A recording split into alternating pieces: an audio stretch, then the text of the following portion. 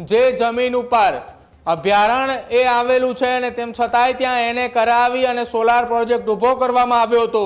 એ solar project વાળી વાત હવે રદ કરવાની વાત છે। જે જમીન બિનખેતી થઈ હતી એ પણ રદ કરવા માટેની અરજી એ નાયબ કલેક્ટરે કરી છે। એક એવો લેટર એ સોશિયલ મીડિયાની અંદર વાયરલ થઈ રહ્યો છે અને લેટર વાયરલ થઈ રહ્યો છે નાયબ કલેક્ટર ઈશિતા મેયરના નામથી કે આ એ જમીન છે, જમીન ઉપરથી એ સોલાર પ્રોજેક્ટનું સ્ટ્રક્ચર હટાવવામાં આવે અને એ જમીન પર કંપનીને chief wild life warden Gandhinagar તરફથી સદરુ જમીનનો અમુક વિસ્તાર અભયારણ્ય વિસ્તારમાં આવતો હોય કે એની એનઓસી આપવામાં આવેલી નથી અને તેના કારણે આ સ્ટ્રક્ચર દૂર કરવા માટેની માંગ કરાઈ છે। જ્યારે જમીન એને થઈ ત્યારે કોઈ સવાલ પૂછવામાં ન આવ્યા, ત્યારે કોઈ એ માહિતી માંગવામાં ન આવી, બસ એ નામ સાંભળી અને સીધી એ સહીઓ કરી દેવામાં આવી અને જમીન એને થઈ ગઈ। જો આપના તરફથી નિયત સમયમાં ઉપરોક્ત સર્વે નંબર ઉપર ઊભું કરવામાં આવેલા સ્ટ્રક્ચર ખસેડવામાં નહીં આવે તો વહીવટી તંત્ર દ્વારા સ્ટ્રક્ચરને આપના ખર્ચે ખસેડવામાં આવશે, જેની પણ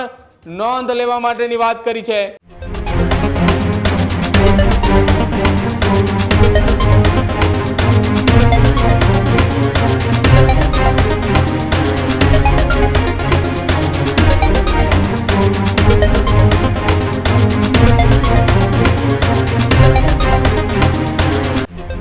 ગોરધન ઝડપિયાની જમીનમાં કરેલ સોલાર પ્રોજેક્ટ છે તેની સામે અરજીનો મામલો।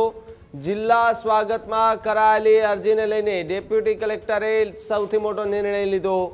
ગોરધન ઝડપિયાની ધ્રાંગધ્રાના માલવણ ખાતે જમીન આવેલી છે। ગોરધન ઝડપિયાની માલિકીની જમીનમાં સોલાર પ્રોજેક્ટ ઊભો કરાયો હતો। વર્ષ 2024માં સોલાર પાવર પ્રોજેક્ટ માટે જમીનને બિન ખેતીમાં ફેરફાર કરાયો। જ્યારે જમીનનો કેટલોક એ હિસ્સો અભયારણ્ય વિસ્તારમાં આવતો હોવાથી એનઓસી અપાઈ ન હતી।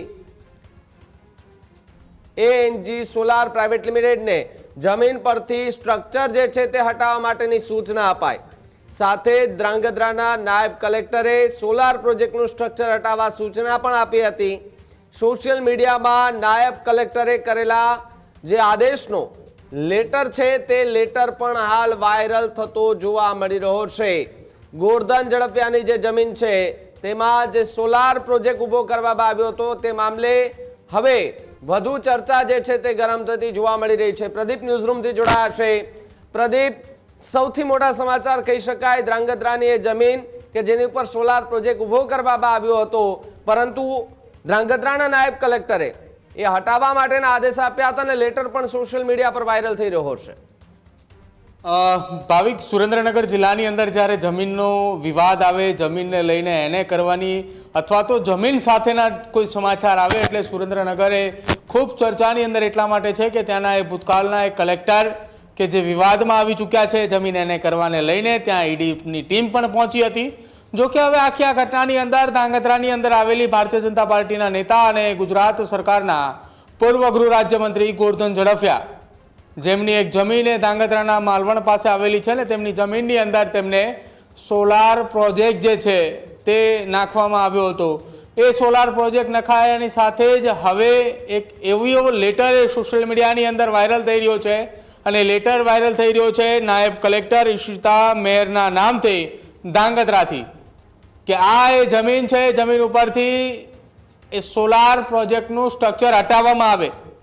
હટાવવા પાછળનું કારણ શું લખવામાં આવ્યું છે તો આખા આ પત્ર જે સોશિયલ મીડિયાની અંદર વાયરલ થઈ રહ્યો છે, જેની અંદર માલવણ તાલુકો ધ્રાંગધ્રા અને ઉપરોક્ત એ સર્વે નંબર આપવામાં આવ્યો છે અને એ જમીન પર કંપનીને chief wild life warden Gandhinagar તરફથી સદરુ જમીનનો અમુક વિસ્તાર અભયારણ્ય વિસ્તારમાં આવતો હોય કે એની એનઓસી આપવામાં આવેલી નથી અને તેના કારણે આ સ્ટ્રક્ચર દૂર કરવા માટેની માંગ કરાઈ છે। અત્યાર સુધી આ જમીન એ અભયારણ્ય વિસ્તારમાં છે કે કેમ અથવા અભયારણ્ય વિસ્તારમાં આવતી હશે કે કેમ, એ જ્યારે એને કરવાની ચર્ચા આવી, જ્યારે જમીન એને થઈ ત્યારે કોઈ સવાલ પૂછવામાં ન આવ્યા, ત્યારે કોઈ એ માહિતી માંગવામાં ન આવી, બસ એ નામ સાંભળી અને સીધી એ સહીઓ કરી દેવામાં આવી અને જમીન એને થઈ ગઈ। એને થઈ ગયાના બાદ એ સોલાર પ્લાન્ટ ઊભો પણ થઈ ગયો, એને 1-1.5 વર્ષ ઉપર સમય પણ વીતી ગયો, પછી ખબર પડે છે 1.5 વર્ષ 2 વર્ષ જેટલો સમય થયા પછી કે આ જમીન અભયારણ્ય વિસ્તારની અંદર આવે છે ને એમાં અભયારણ્ય વિભાગ તરફથી વન પર્યાવરણ વિભાગ તરફથી કોઈ એનઓસી આપવામાં નથી આવી. આગળ લખ્યું છે કે આ સર્વે નંબર ઉપર વિભાગનું એનઓસી મળે ન હોવાથી તારીખ 7/3/2026 ના રોજ જુદા જુદા હુકમથી મોજે માલવણ ના સર્વે નંબર અલગ અલગ આપેલા છે, જેમાં વાળી પ્રત્યેની જમીનમાં હુકમ કરવામાં આવેલી હંગામી બિન ખેતીની પરવાનગી રદ કરવા હુકમ કરવામાં આવેલ છે. અહીંયા એ ન માત્ર સ્ટ્રક્ચર દૂર કરવાની પરંતુ જે જમીન એને થઈ ચૂકી હતી તે એને વાળી જમીન એ બિન ખેતી જે થઈ ચૂકી છે જે એને થઈ છે તેને ફરી એકવાર રદ કરવા માટેની વાત જે છે તે નાયબ કલેક્ટરે કરી છે. જો કે આખી આ ઘટનાની અંદર માલવણ તાલુકો ધાંગધ્રાના સર્વે નંબર જે આપ્યા છે કે જ્યાં જમીન પર કંપની તરફથી સોલાર પ્રોજેક્ટ ઊભું કરવામાં આવ્યું છે, આ સ્ટ્રક્ચર પત્ર મળ્યાના 15 દિવસમાં જાતે જ ખસેડી લેવા એવો આદેશ કરવામાં આવ્યો છે. જો આપના તરફથી નિયત સમયમાં ઉપરોક્ત સર્વે નંબર ઉપર ઊભું કરવામાં આવેલા સ્ટ્રક્ચર ખસેડવામાં નહીં આવે તો વહીવટી તંત્ર દ્વારા સ્ટ્રક્ચરને આપના ખર્ચે ખસેડવામાં આવશે, જેની પણ નોંધ લેવા માટેની વાત કરી છે.